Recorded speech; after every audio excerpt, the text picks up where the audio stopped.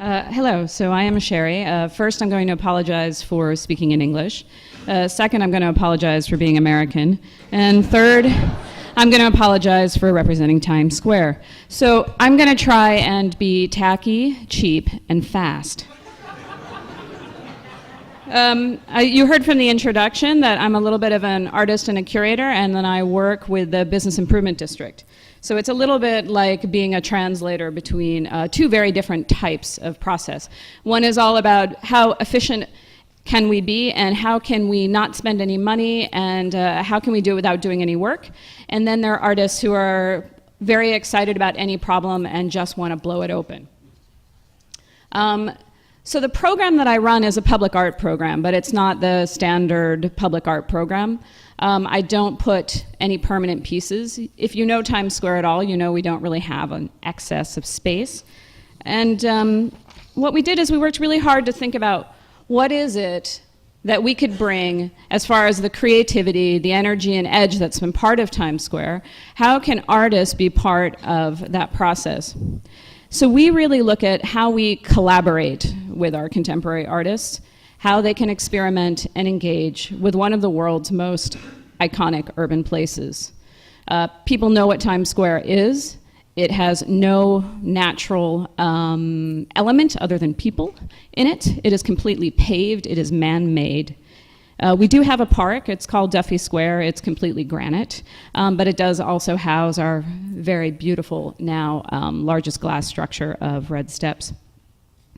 The reason why I put up these sort of core values here is that it's really important that we have a way of gauging why we're interested in doing a project and how that helps us to make decisions.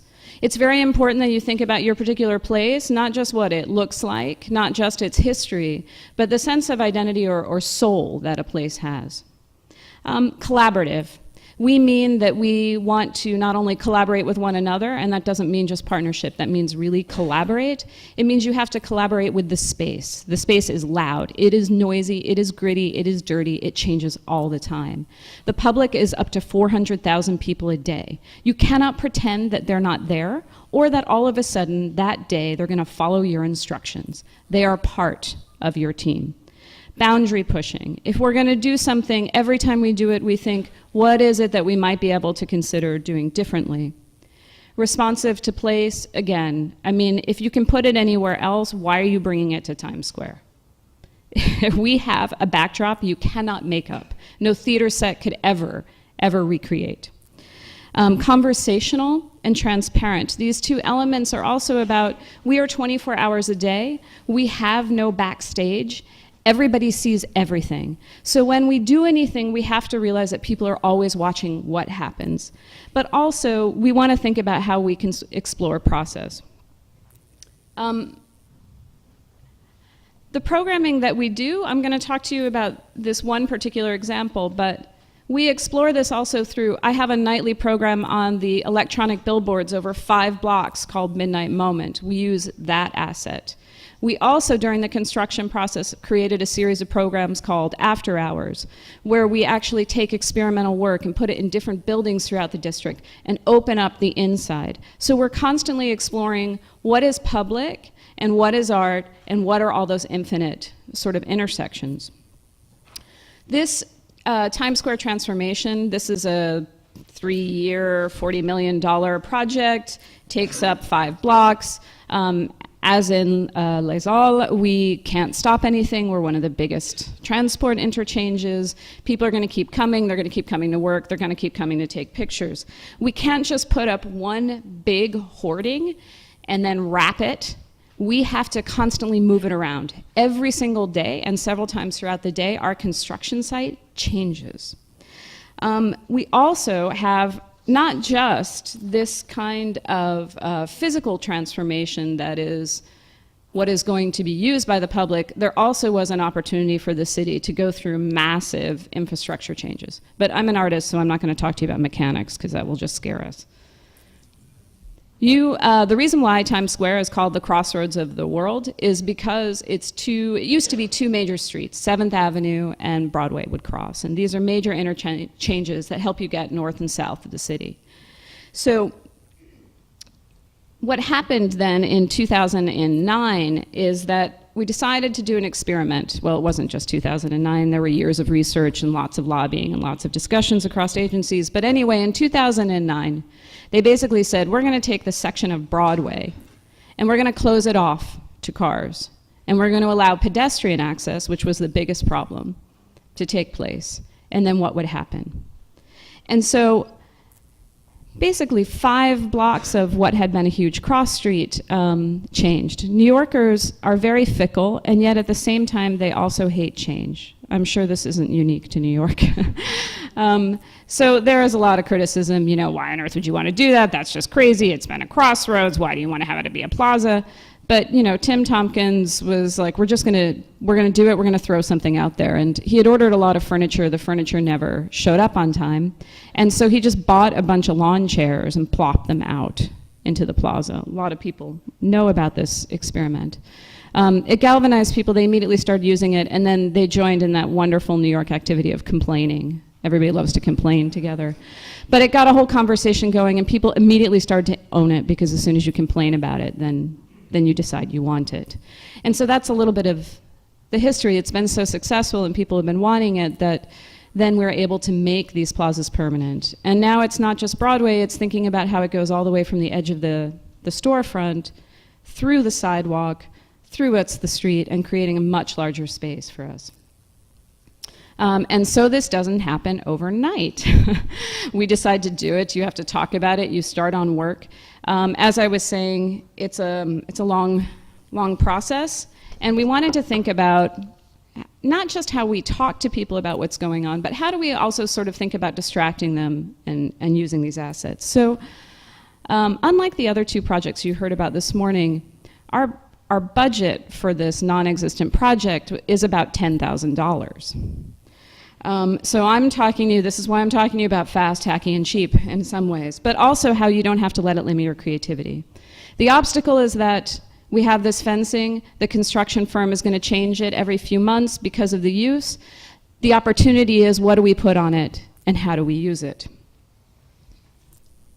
So we worked with the Department of Design and Construction, and we wanted to think about, well, what is it that can go up there? What do we want to do? So as far as the scope and the complexity of the project, we had to address the things I've discussed already. It's the most visited tourist destination, which also means most of our public doesn't speak our native language. It's inspired by Times Square's identity and the themes, I've gotcha, of systems and exchanges. It also, though, is a 24-hour space, 7 days a week. We wanted to think about the design integration. We didn't, like I said, we didn't have huge hoardings. We don't have big containers. What we have are these bicycle barricades. So what we did is we really worked to think about what are they exactly, to form it up, to get the exact specs, and to get all of the information together so nobody has to guess at what's possible. Then we wanted to think about how do you relate to those sort of key criteria I talked about before: innovation, originality, creativity. So this is where we thought, you know, if it's temporary, the best work is contemporary. Okay, we have an audience who comes there, they're open to anything. So how do we use this actually as a little bit of a contemporary art gallery? And I mean how you ask artists to think about this as the platform, not to take an existing work and then reproduce it poorly, but to start from the beginning by saying, this is what we've got, and this is what you can do. We wanted to make sure that we thought about, again, this sense of responsiveness to place, reflect the history or the vibrancy of Times Square. We are what we are. And then we wanted to think about how we could generate a sense of curiosity or pride potentially in the infrastructure. So DDC also came up with this branding of graphics which illustrate all of the ways in which we are an exchange and an interchange. And those panels will go periodically throughout the 5 blocks of installation to explain that relationship. And then we said we want it to be original and innovative artwork. So the next one that we have coming up is a result of an artist, Noah Hutton, who's done a lot of research with 3 different brain institutes. And he's going to make a direct analogy between the sort of mapping of the brain and the infrastructures that we have within ourselves and the mapping of our cities. Design expertise, always pull on those who have a lot of insight and potentially will raise any conflict early in the process. So we look at our art advisors, which make up experts in architecture, design, and art, but also how we involve all of our city agencies in actually making the choice, as they'll raise every sort of concern possible during that process. And you can try and make a better choice through your selection. The selection panel, what we did is we put out an RFP. We were particularly looking for artists to be able to engage with us and use this opportunity. We then went through a selection process. We then discuss all of those elements. We then choose one. We have a dialogue with the artist, and then we select them. And we do about 3 of these a year. The challenges are really the interesting things, right? Here's one of the biggest problems: wind. And fear in America of being sued. So we discovered, after being very far into this process, that the contractors were slitting all of the mesh because they felt like there might be danger of one of these things flying up and propelling through the air and hitting someone. So we actually had to go through and realize that the mesh that we couldn't use a solid vinyl, we have to use a mesh, and we have to use one that's very permeable. This completely alters what you can put onto something because of how it can be perceived. We understood that the messaging with the construction company is very important, that the people on the ground understand why we're doing it, and understanding that we're trying to help them have a positive to give back to the public during the process. And the last thing is that we also add programming to it. This is an example of an installation that was going up at the same time by a Cuban artist, which complements the work that we're doing. So it's not just one thing, it's also how you add to that one project. Thank you.